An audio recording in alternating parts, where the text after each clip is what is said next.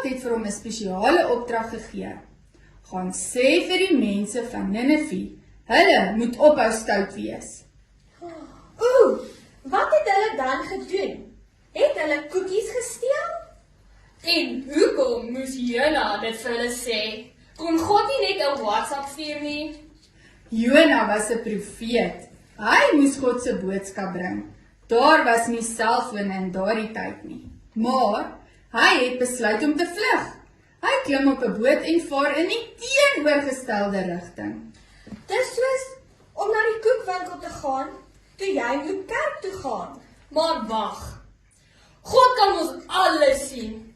Dink Jona regtig hy kan wegkruip? Presies, Sam. God stuur toe 'n storm. Die boot wankel en almal is bang. Jona weet dis sy skuld en hy sê vir hulle, gooi my in die see.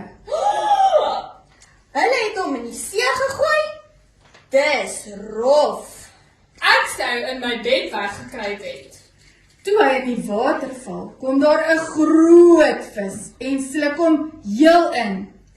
Ek hoop nie hy het visvingers geëet net voor dit nie.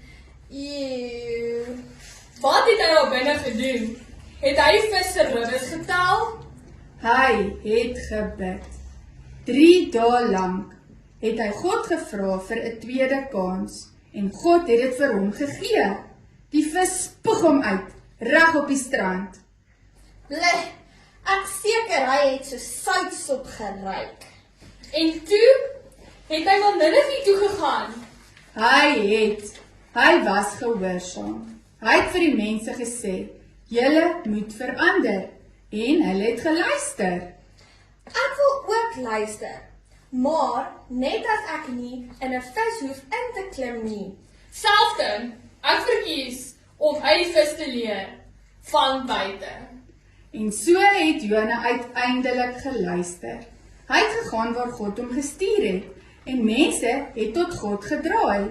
Jona het geleer dat God se liefde altyd by ons is, selfs in storms en in die maag van 'n vis. Ek bly God het hom nie laat bly in daai vis nie. Ek sal luister die eerste keer. Ek wil nie in 'n vis se binnekant sien nie.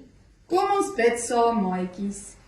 Liewe Jesus, dankie dat U ons liefhet, selfs wanneer ons weghardloop of bang is. Help ons om te luister, om U te vertrou en U plan te volg, selfs as dit 'n bietjie soos 'n storm voel.